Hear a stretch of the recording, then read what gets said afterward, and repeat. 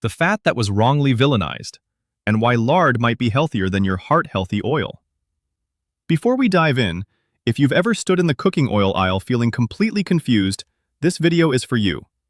Hit subscribe so you never miss content like this, and drop a comment below. Do you use vegetable oil, butter, or something else to cook? We read every single one. Aisle after aisle of golden bottles, all of them glowing with words like heart-healthy, rich in omega-3, and cholesterol-free. And then, somewhere at the bottom shelf, often tucked away like an embarrassing secret, sits a tub of lard. It looks almost like a relic from another era, something your grandma used before we supposedly knew better. Modern health culture has handed us a clean, simple rule.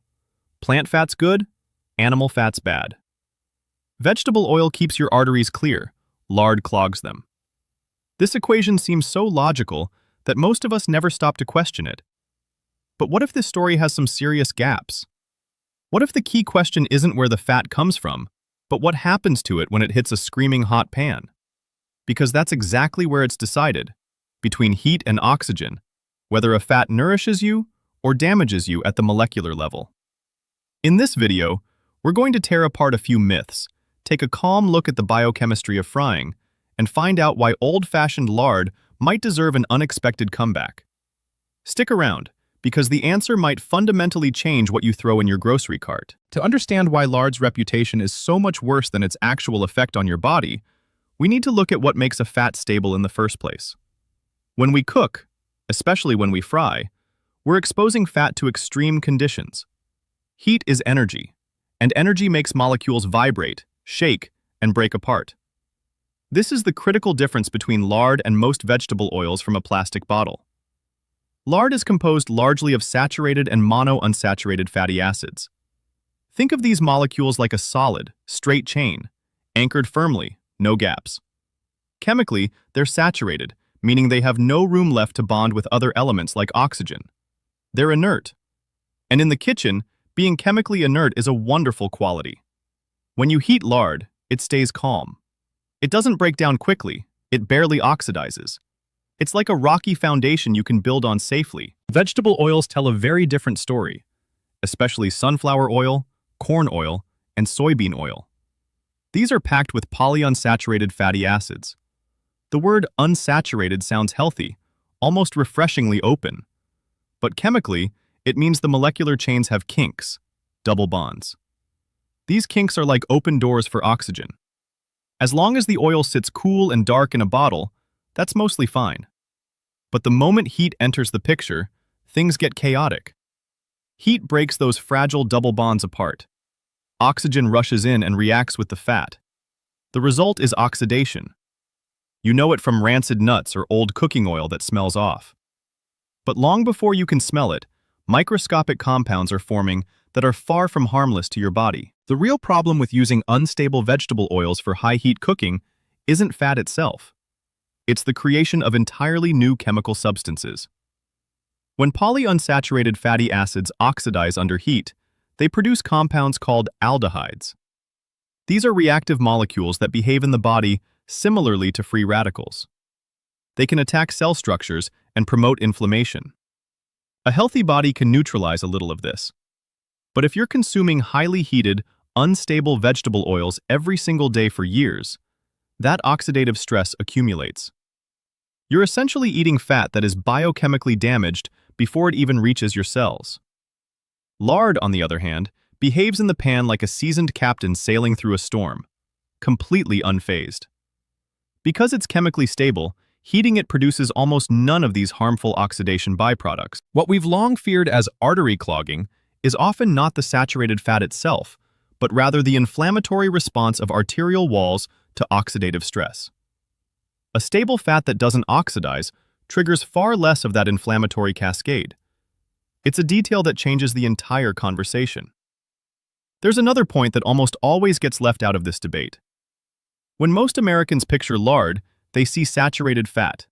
End of story. But that's only half the picture. Pork lard is actually composed of a large portion of oleic acid, often nearly half of its total fat content. This is the exact same monounsaturated fatty acid that made olive oil famous and earned it its healthy reputation. It's one of nutrition history's great ironies that we praise olive oil for its composition while demonizing lard, even though lard delivers the very same fatty acid in significant quantities. The difference is what makes up the rest. While olive oil still contains some fragile components, lard is stabilized by its saturated fat content. So it actually combines a fatty acid we love with a structural stability we desperately need for high-heat cooking. Nature created a blend here that is remarkably heat-resistant. It's almost like it was designed for the job. The fear of animal fats largely traces back to studies from the 1950s and 60s that drew a direct line between saturated fats and heart disease.